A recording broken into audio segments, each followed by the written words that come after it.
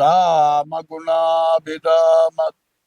రఘురామ పరాక్రమ భీమ జానకీ రామ దురంత దుర్భర విరామ నిష్కామయటంతో భక్తి మనసా గురుపాదములాశ్రయింపుమ ముదమున పారిజాత తరుమూలమునందు అతి సూక్ష్మ రూపుడై హృదయ రఘువీరునామమును ఎప్పుడు జపించుచు రామభక్తులను వదలక బ్రోచుచుండు గనువై వాయుతనోదుని జీతిరాజుని అదనుదలంచే భక్తి కుమతి గురుపాదములాశ్రయం పుమా చిత్తశుద్ధిగా నీకు సేవ చేసెదగాని పునమిలో జనుల మెప్పులకు గాదు జన్మ పావనతకై స్మరణ చేసెదగాని సాటివారిలో ప్రతిష్టలకు గాదు ముక్తి కోసరమునే మృక్కి వేడదగాని తండ్రి భాగ్యము నిమిత్తంబు గాదు మిమ్ము పొగడను విద్యనే అచ్యుతనే గాని కుక్షి నిండెడి కూటి కొరకు గాదు పారమార్థికమునకునే పాటుబడితి కీర్తికినపేక్షబడలేదు కృష్ణవర్ణ భూషణ వికాస శ్రీధర్మపుర నివాస. తెల్లవారి నిద్ర లేచిన తర్వాత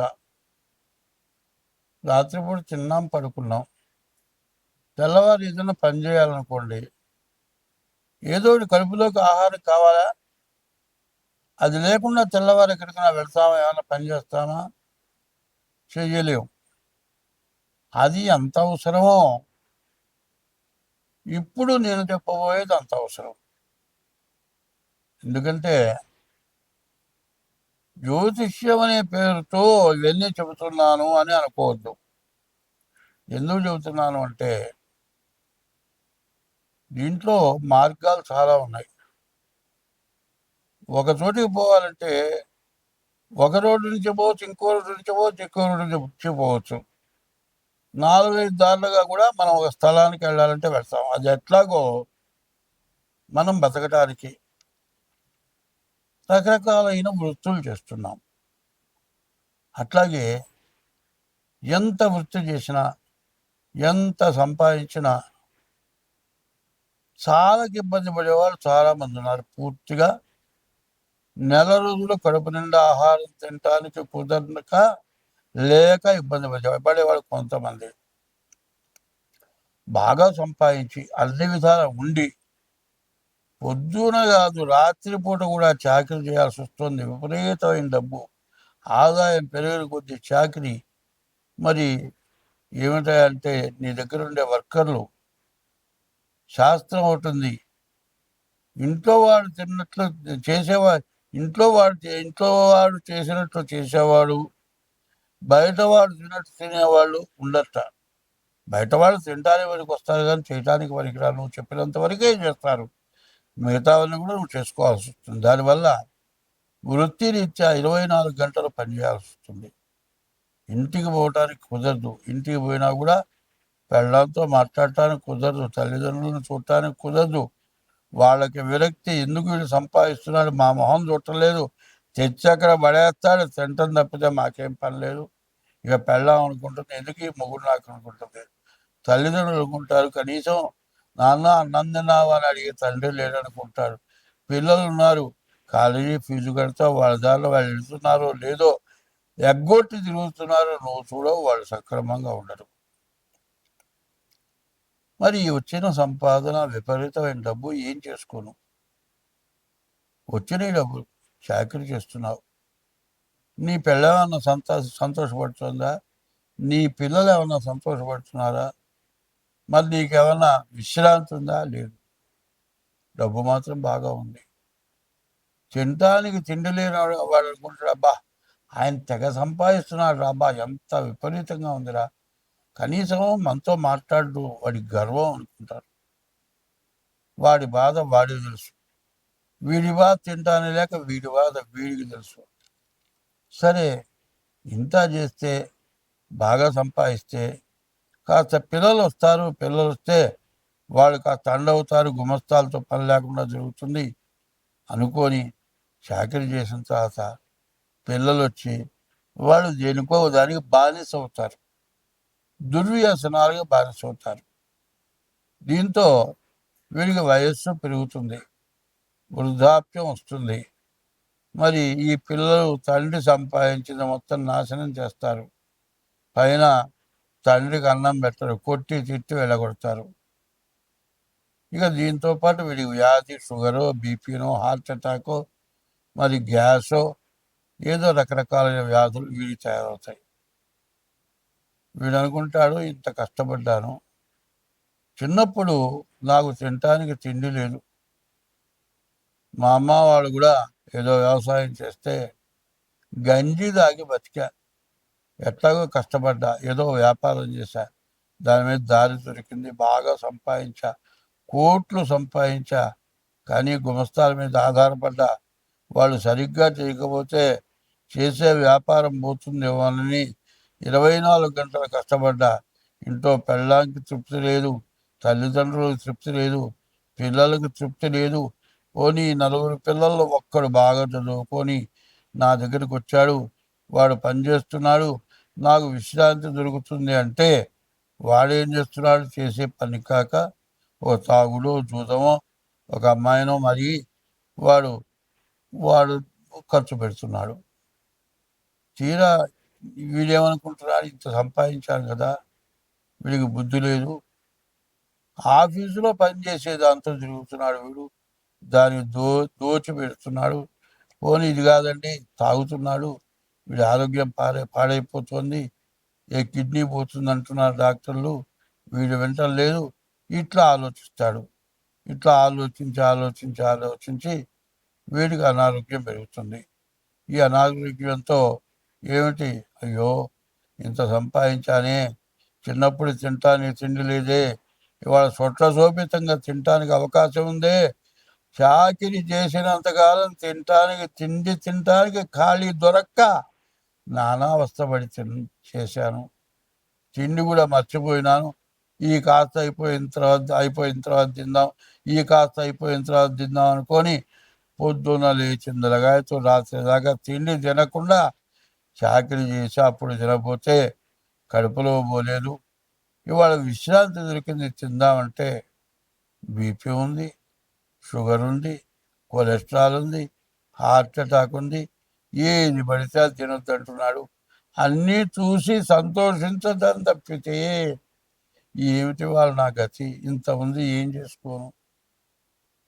పుట్టినప్పుడేమో తిండి లేదని అడగటం, వ్యాపారం చేసినప్పుడేమో సరైన చేతి కింద మనిషి లేడని అడగటం, తీరా బాగా 24 గంటలు కష్టపడి చేసిన తర్వాత కొడుకొచ్చి దుర్వ్యసనాలతో పాడైపోవటం, ఇదంతా కాక ఇంత సంపాదించాలి, ఇంత పోతుందని ఏడవటం, చివరికి రోగాలు రావటం, తినటానికి తిండి లేకపోవటం. ఎక్కడన్నా శాంతి ఉందా? శాంతి అనేది కావాలి. ఈ శాంతి ఎట్లా ఉంటుంది? ఇప్పుడు నేను చెప్పేది జ్యోతిష్యంలో కూడా ముందు మనిషికి ప్రశాంతత కావాలి. 24 గంటల ఆలోచన కాదు కావాల్సింది, 24 గంటల్లో కొంత మనకు ప్రశాంతత కావాలి. ఈ ప్రశాంతతే ఆరోగ్యాన్ని ఇస్తుంది. ఎందుకంటే మనం గాలి పీల్చుకుంటున్నాం, చెట్ల నుంచి వచ్చే ప్రాణవాయువు పీల్చుకుంటున్నాం, మన నుంచి గాలి బయటకు వదులుతున్నాం. మనతోటి పాటు పుట్టిన వాడికి మన శ్వాస వాడికి వికటిస్తుంది, బొగ్గు పులుసు వాయువు వాడికి పడదు. మనం వదిలిన శ్వాస చెట్టుకు పనికొస్తుంది. ప్రాణవాయువు దాని నుంచి వచ్చిన ప్రాణవాయువు మనకు పనికొస్తుంది. మన నుంచి వచ్చి వదిలినటువంటి బొగ్గు పులుసు వాయువు ఆ చెట్లకు ఉపయోగపడుతుంది. కానీ మనలో మనిషికి మనిషి ఏమన్నా ఉపయోగపడుతున్నారా? లేదు. జీవితం ఏమిటి? బాల్యం, యవ్వనం, కౌమారం, వార్ధక్యం. ఇంత జన్మ ఎత్తిన తర్వాత ఎప్పటికీ ఏ రోజుకి ప్రశాంతత మనస్సుకు తృప్తి, ఆనందం కలుగుతుందా? లేదు. లేక మా బొట్టు వారు జ్యోతిష్యం అడుగుతున్నారు. జ్యోతిష్యం చెబుతున్నా, జ్యోతిష్యం డబ్బుల కోసం చెప్పేటట్లయితే రెండో ఇట్లాంటి విషయాలు ఏమీ చెప్పవలసిన అవసరం నాకు లేదు. నాకు డబ్బులే ముఖ్యం అనుకుంటే డబ్బులు వచ్చే మార్గంగా జ్యోతిష్యం చెప్పచ్చు. జ్యోతిష్యంతో పాటు జ్యోతిష్యం అనే పదానికి అర్థం ఏంటంటే చీకట్లో ఒక వెలుగు, అగ్గిపుల్ల వెలుగు ఉంటే కనపడి ముందు కడిగేస్తాం. అట్లా జరిగింది, జరుగుతున్నది, జరగబోయేది. మరి 3 కాలాలది చెప్పగలిగింది జ్యోతిష్యం.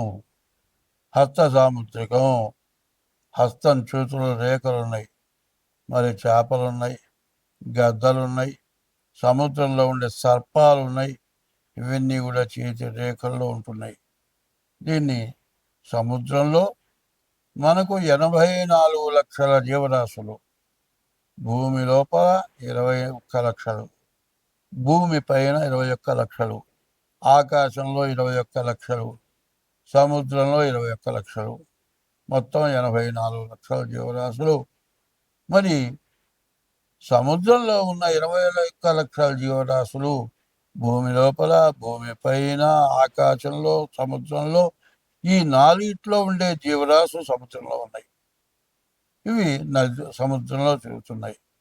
అయితే ఈ హస్త సాముద్రిక, చేతి ద్వారా చెప్పే జ్యోతిష్యం సాముద్రికం అన్నారు. సాముద్రికం అంటే సముద్రం యువతల ఒడ్డు నుంచుంటే అవతల ఒడ్డు కనపడదు. సముద్రమే కనపడదు కాదు, సముద్రం లోపల ఉండే జీవరాశులన్నీ కూడా మనం చూడలేదు, చూడబోము, కనపడవు. అన్ని రకాల జీవరాశులు మన కంటపట్టలే. అవన్నీ కూడా ఈ హస్త సాముద్రికలో ఇచ్చారు. మరి జ్యోతిష్యం అంటే అంతా చెప్పగలిగిన వాడు లేడు. అట్లాగే సాముద్రికం అంటే సముద్రంలో ఉన్నవన్నీ చూచి అట్లా చెప్పలేడో ఈ సాముద్రికం ద్వారా కూడా అంతా చెప్పగలవాడు లేడు అని అనాలి. అంటే అంతా నాకు వచ్చు అనకూడదు. అంతా నాకు వచ్చు అనుకుంటే ఇక వాడు శాంతం ఎవరికి ఏమీ చెప్పలేడు.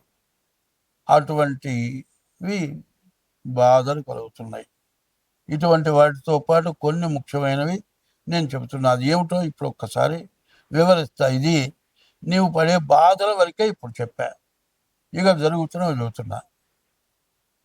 ఆకాశం నుంచి సూర్యకిరణాలు వస్తున్నాయి. సూర్యకిరణాల ద్వారా భూమిలో ఉన్న నీరుని సూర్యకిరణాలు గుంజుకున్నాయి. ఎండాకాలం అయిపోయిన తర్వాత వర్షాకాలం వస్తుంది. ఆ నీరుని గుంజుకున్న నీరు మొత్తం భూమిలోకి వస్తుంది. ఈ భూమి ద్వారా పంట పడుతుంది. రెండే రెండు ముఖ్యమైనవి ఏమిటి? ఒకటి ఆకాశం, రెండు భూమి. భూమి ఏమో భూదేవత తల్లి. తండ్రి ఎవరు? సూర్య భగవానుడు. ఈ సూర్య భగవానుడు ప్రపంచ దేశాల మొత్తంలో కూడా కనపడే సూర్య భగవానుడు ఒక్కడే. ప్రపంచ దేశాల మొత్తంలో కనపడేది భూమి ఒక్కటే. ఈ రెండే ముఖ్యమైనవి. అయితే వీటి మధ్యలో జలం వస్తుంది. ఈ జలం అంటే నీరు. ఈ నీటి వల్ల మరి అమర్నాథ్, హృషికేశ్, మరి హరిద్వార్, మరి అన్ని ప్రపంచం మొత్తం విపరీతమైన వరదల వల్ల చాలా బాధలు కలిగినాయి. అనేక రకాలైన సూక్ష్మజీవులు తయారైనాయి. రకరకాలైన వ్యాధులు వస్తున్నాయి. అందరం బాధలు పడుతున్నాం. మరి తింటే పర్వాలేదు, సంపాదించే డబ్బులు రోగాలకు పెట్టడం మొదలు పెడితే నీవు 10 సంవత్సరాలు కాదు 50 సంవత్సరాలు సంపాదించిన డబ్బు పెట్టినా రోగం తగ్గే లోపల డబ్బులు అయిపోతాయి. రోగం తగ్గుతుందో తెలియదు, తగ్గదో తెలియదు. ఇట్లాంటి సమస్యలతో మనం బాధపడుతూ ఉన్నాం. ఎందుకు బాధపడుతూ ఉన్నాం? మనం చేసిన పాపం వల్ల బాధపడుతున్నాం. ఆశకి మితం లేదు. ఎంత సంపాదించినా ఇంకా కావాలి. తృప్తించెందని మనుషుడు సప్తద్వీపములైన చక్కని బడునే అని తృప్తి లేని వాడు ఈ విధంగా బాధపడుతూ ఉన్నాడు. కాబట్టి మనం ఏం చెయ్యాలి అనేది ప్రతి వాళ్ళకి అవసరం. ఇది ఎట్లా? పీఠాధిపతులు, సన్యాసులు, వేదాంతవేత్తలు, వేదం, స్మార్తం, మరి వైష్ణవ సాంప్రదాయం, మరి శైవ సాంప్రదాయం, మాధవ సాంప్రదాయం, ఇట్లా రకరకాలైన సాంప్రదాయాలంతా కూడా కలిసి అయా ఇది మానవ జీవితం అనేది శాశ్వతమైంది కాదు, నశ్వరమైంది. ఎప్పుడు పోతుందో తెలియదు, ఎప్పుడు బతుకుతామో తెలియదు, ఎప్పుడు చచ్చిపోతామో తెలియదు. చావకుండా బతికినంత కాలం ఏ రోగం లేకుండా బతకడం ప్రధానమైంది. అనాయాసేన మరణం, వినాదైన్యేన జీవనం. ఏ రోగం లేకుండా బతకటం, ఎవరిని చేయిదాపకుండా జీవించటం, దేహాంతే తవ సాన్నిధ్యం. ఈ దేహాన్ని విడిచిన తర్వాత భగవంతుల్లో ఐక్యం కావటం, ఈ మూడే. మరి ఇది జరగాల్సిన పరిస్థితి రావాలి అంటే అందరం చేయవలసిన పని ఏమిటి? అది ముఖ్యంగా కావాలి. మీకు జన్మనిచ్చిన తల్లిదండ్రులు సర్వస్వం ధారపోసి మీకు అన్నం పెట్టి మిమ్మల్ని పెంచి పెద్ద చేసి విద్యాబుద్ధులు చెప్పించి ఉద్యోగాలు ఇప్పించి పెళ్లి చేసి అంతా చేస్తే మీరు తల్లిదండ్రులకు అన్నం పెట్టలేదు. చచ్చిపోయిన తర్వాత అంత్యక్రియలు చేయటం లేదు. మరి వాళ్ళు పోయిన తిథి రోజున ఆబ్దీకం, మరి ప్రత్యాబ్దీకం అంటే ప్రతి సంవత్సరం వచ్చే తిథి రోజున ఆబ్దీకం అనేది పెట్టాలి. తర్వాత గయాజాం పిండదానాచ, గయక వెండి పిండ ప్రదానం చేయాలి. త్రిభి పుత్రశ్చ పుత్రత, 3 చేసిన వాడు పుత్రుడు అనిపించుకుంటాడు. నీకు జన్మనిచ్చిన తల్లిదండ్రులకు ఇది చెయ్యాలి. బతుకుండంగా అన్నం పెట్టలేదు, వృద్ధాశ్రమాలకు పంపిస్తున్నారు, తల్లిదండ్రులను చూడటం లేదు, విదేశాల్లో ఉంటున్నారు. నేను మాత్రం రావటానికి కుదరదు, ఎవరన్నా తగలైంది అంటున్నారు. తర్వాత తగలేసిన తర్వాత ఏమిరా అంటే నాకు సెలవు లేదు, ఎవరన్నా కర్మ చేయండి, యూట్యూబ్లోనే చూస్తాను, లేకపోతే సెల్లో చూస్తాను, అట్లా అంటున్నారు. ఇది నువ్వు చేసే పని ఏమిటి? కొంచెం ఇంకిత జ్ఞానంగా ఆలోచించాలి. ప్రతి జీవరాశి కూడా 84 లక్షల రకాల జీవరాశులు ఉన్నాయి. చీమ దగ్గర నుంచి దోమ దాకా కూడా. ఒక జీవరాశికి కష్టం వస్తే, ప్రాణాపాయం వస్తే ఇంకొక జీవరాశి సంరక్షణ చేస్తుంది. మనం ఆ పని చేయటం లేదు. జీవహింస చేస్తున్నాం కానీ జీవరక్షణ చేయటం లేదు. జీవరక్షణ సంగతి ఎట్లా ఉంచు, జన్మనిచ్చిన తల్లిదండ్రులను చూడటం లేదు, కనీసం ఇష్టదైవాన్ని పూజించటం లేదు. దీనివల్ల మనకు మహాపాపం చుట్టుకొని ఇట్లాంటి ప్రకృతి సిద్ధమైన ఇబ్బందులు, బాధలు కలుగుతున్నాయి. కాబట్టి ఇప్పుడు మనం ఏమి చేయాలి? 24వ తారీఖు వరకు మహాళయ పక్షాలు. ఈ మహాళయ పక్షాల్లో పితృదేవతలకు తర్పణ చేయాలి. తర్పణ చేసిన తర్వాత దంజం ముడివిప్పదీసి నీళ్లలో ముంచి ఆ దంజం ముడి కింద నేల మీద పిండుతారు. పిండేటప్పుడు ఒక శ్లోకం చెబుతారు. ఈకీచ, నేను చేస్తుంది అస్మత్కులే జాతా, నా కులంలో పుట్టిన వాళ్ళు, అపుత్రాహ, పుత్రులు లేని వాళ్ళు, గోత్రణోమృతాహ, గోత్రీకులు లేకుండా చచ్చిపోయిన వాళ్ళు, ఈ గృహంతో ఈ నీళ్లు భూమి మీద పడిన తర్వాత అటువంటి వాళ్ళందరికీ మోక్షం కలుగ్గాక అని ఉంది. నీవు తల్లిదండ్రులకే చేయట్లా, నీ కులంలో వాళ్ళు, నీ గోత్రంలో వాళ్ళు, నీ వంశంలో వాళ్ళు, వాళ్ళు బాగుపడాలనే ఉద్దేశంతో నువ్వేమన్నా చేస్తున్నావా? అది చేయటం లేదు. నీకు జన్మనిచ్చిన తల్లిదండ్రులకు అన్నం పెట్టలేదు, చచ్చిన తర్వాత వాళ్ళకి శ్రాద్ధ విధులు చేయటం లేదు, నీ ఇష్టదైవాన్ని పూజించడం లేదు. కనీసం 24 గంటలు తెల్లవారు నిద్ర లేచిన తర్వాత డబ్బు డబ్బు డబ్బు డబ్బు ఇదే ఆలోచనతో జీవితం గడుపుతున్నాం. చివరికి కనీసం రోజులో 24 గంటల్లో జీవితమున సగభాగంబు నిద్దురతే సరిపోవు. మిగిలిన ఆ సగభాగంబు చిత్తశుద్ధి లేకపోవు. అతి నిద్రాలోలుడు, తెలివిలేని మూర్ఖుడు, పరమార్థం కానలేక నిద్దులతో చెడతాడు. 24 గంటలు ఏదో కావాలి, కామం, కాంక్ష, కోర్కె, డబ్బు కోర్కె, పరస్త్రీ వ్యామోహం, మరి ఇట్లాంటి దురభ్యాసాలతోటి నాశనమైపోతూ దేశాన్ని నాశనం చేస్తున్నాం. కాబట్టి ముందు ఈ నెలలో పితృదేవతలకు పిండ ప్రదానం చేయండి. 2, రోజు నువ్వు పుట్టిన తర్వాత నీ తల్లి నీవు కనపడితే ఎక్కడికన్నా వెళితే వెతుక్కొచ్చన్న అన్నం పెడుతుంది. కాదు, నువ్వు ఇంటికి వస్తే నాన్న అన్నం తింటా అన్నం పెడుతుంది. అట్లా పెట్టేవాళ్ళు ఎవ్వరు లేరు తల్లి తప్పితే. ఈ తల్లి అన్నం పెట్టాలంటే మనకి ఇంట్లో అన్నీ కావాలి. అన్నీ ఉంటేనే ఆమె ఉండి అన్నం పెడుతుంది. ఏమి లేకపోతే ఆమె పెట్టలేదు. ఆమె అన్నం పెట్టడానికి కావాల్సినవన్నీ ఎక్కడి నుంచి వస్తున్నాయి? భూదేవత భూమిలో నుంచి వస్తుంది.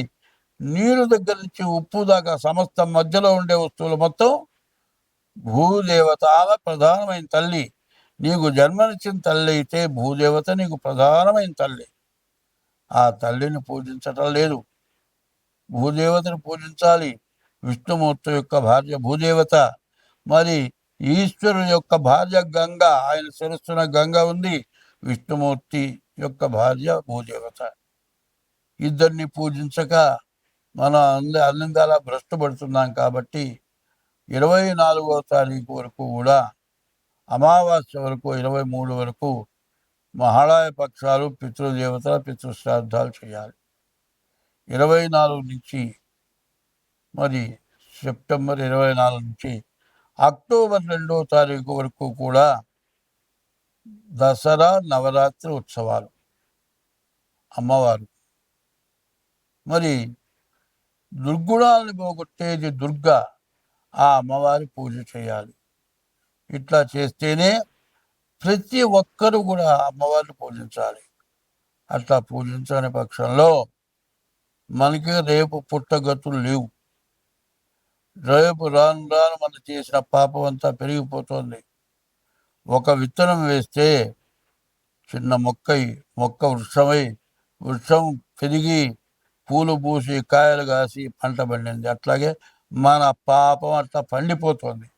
ఆ పాపాన్ని పండినచ్చి మనం అంతా పాడైపోదామా, మనం అందరం బతికి బాగుందామా అనే ఆలోచన కావాలి అంటే ఎప్పుడు కూడా గురువు దగ్గరికి పోయి ఉపదేశం కావటం, నా గురుమంత్రం తీసుకున్నాను, ఫలానా గురువు గారు నాకు గొప్ప గురువు గారు, ఇవన్నీ చెప్పటం కాదు. గురువు దగ్గర నువ్వు ఉపదేశం పొందాలి, గురువు కావాలి. గురువు అనేది లేనిది ఏది లేదు. కానీ గురువు దగ్గరికి నీవు పోగలిగినటువంటి శక్తి నీకు రావాలి అంటే ఓం నమో భగవతే నారాయణాయ, ఓం నమ శివాయ, హరే రామ రామ రామ హరే హరే, హరే కృష్ణ కృష్ణ కృష్ణ హరే హరే, ఇట్లాంటి నామాలు నీకు ఇష్టమైన నామాన్ని రోజు కనీసం పొద్దురుపూట స్నానం చేసి 2 గంటలు చేయండి. ఇప్పుడు చెప్పిన మహాలయ పక్షాల్లో పితృదేవతల తరపున 4 పిండ ప్రదానాలు చేయండి. దసరా 10 రోజులు అమ్మవారి పూజ చేయండి. ఈ ఉన్నటువంటి పాపం కొంతైనా నశిస్తుంది. మొత్తం పోతుంది అని చెప్పటంలే, కొంతైనా నశించాలి. దీనివల్ల పీఠాధిపతులు, సన్యాసులు, ఋషికేశ్ అంటే ఋషులు ఉండే స్థలం, మరి హరిద్వార్ అంటే హరిపాదాల నుంచి గంగ ఉద్భవమైంది. ఆ గంగ తాగితే మన తాతలు ముత్తాతలు మన వంశంలో మహాపాపం చేసిన వాళ్ళంతా కూడా మోక్షాన్ని పొందుతారని చెప్పింది. మరి అమర్నాథ్, హరిద్వార్, ఋషికేశ్, కాశీ మొత్తం మునిగిపోయినాయి. కాశీలో విశ్వేశ్వరాలయంలోకి నీళ్ళు వచ్చినాయి. ఎంత కూడా మనం చేసిన పాపం, ఈ పాపాన్ని నివృత్తి కావాలి. ఈ నివృత్తి కోసం మీరందరూ కూడా ప్రవర్తించండి. అంతా బాగుంటుంది. స్వస్తి. 2025వ సంవత్సరం అక్టోబర్ నెల 10వ రాశి మకర రాశి. ఈ మకర రాశిలో మరి మకర రాశి మరి ధనిష్టార్థ మకరం, ధనిష్టా నక్షత్రంలో కూడా చంద్రుడి గ్రహణం వచ్చింది. ఈ నెల 7వ తారీఖు చంద్రగ్రహణం జరిగింది. ఈ గ్రహణం ధనస్సు రాశికి కూడా మకర రాశికి కూడా చాలా ఇబ్బందికరంగా ఉంటుంది. ఈ మకర రాశికి ద్వితీయంలో శని ఉన్నాడు. విపరీతమైన కష్టాలు, నష్టాలు, చెప్పటానికి వీలుగానటువంటి బాధలు ఎక్కువగా ఉన్నాయి. తర్వాత లగ్నంలో రాహువు, సప్తమంలో కేతు ఉంటాం. భార్యాభర్తలకు సమస్యలు ఎక్కువగా ఉంటాయి. అష్టమంలో ఉన్న శని వల్ల భార్యాభర్తలకు కూడా బాధలు ఎక్కువగా ఉంటాయి. కోర్టుకి ఎక్కే పరిస్థితి వస్తుంది. విరోధం పెట్టుకొని సమస్యలు తెచ్చుకొని కోర్టుకి ఎక్కబాకండి. కోర్టుకి ఎక్కితే మాత్రం మీ జీవితంలో మీరు బయటపడే పరిస్థితి రాదు. కాబట్టి కుటుంబ కలహాల దగ్గర చాలా జాగ్రత్తగా ఉండాలి. ఎవరు ఎన్నన్నా సరే నోరు మూసుకొని తల ఉంచుకొని వెళ్తే మంచిది. ఈ నెల పూర్తిగా దాదాపు ఈ రాశి వాళ్ళకి 2 సంవత్సరాలు చాలా కష్టమైన రోజులు. ఈ కష్టపడి ఎవరైతే తట్టుకుంటారో వాళ్ళకి తిరుగులేదు. కాబట్టి ఈ రాశి వాళ్ళకి వివాహం అవుతుంది. అయినా వివాహం చేసుకోవాలంటే జాతకరీత్యా బాగుందో లేదో చూసి చేసుకోండి. అట్లా కాకుండా ఇష్టం వచ్చినట్టు చేస్తే చాలా ఇబ్బంది పడతారు. వివాహమైన వాళ్ళకి ఇంట్లో భార్యాభర్తలకి అనుకూలత తగ్గుతుంది. తగాదాలు అవుతాయి. గర్భవతి అవుతుంది. సంతానం కలుగుతారు. చాలా విపరీతమైన, ఎవరు చెప్పుకోలేనంత విపరీతమైన ఖర్చులు వస్తాయి, సమస్యలు వస్తాయి, ఆపరేషన్లు జరుగుతాయి ఇంట్లో. ఇటువంటి సమస్యల నుండి కూడా చాలా ఇబ్బంది పడాల్సి వస్తుంది. కాబట్టి ఈ మకర రాశి వాళ్ళు కూడా మీ డేట్ ఆఫ్ బర్త్ ద్వారా జాతకం చూపించుకోవడం చాలా అవసరం. తర్వాత ప్రతిరోజు కూడా శివాలయానికి వెళ్ళండి. శివుడికి అభిషేకం చేయించుకోండి. నవగ్రహాలకు అభిషేకం చేసుకోండి. ఓం నమ శివాయ అనే మంత్రాన్ని ఎప్పుడు కూడా జపిస్తూ ఉండండి. మీ సమస్యల నుండి ఈ మకర రాశి వాళ్ళు బయటపడతారు. కాబట్టి ఈ రాశి వాళ్ళు ఏదో చెప్పారులే అని తీసేస్తే మాత్రం మిమ్మల్ని బాగు చేసే దేవుడు కూడా ఉండడు. కాబట్టి మీరు ఎంత జాగ్రత్త పడితే అంత మంచిది. స్వస్తి.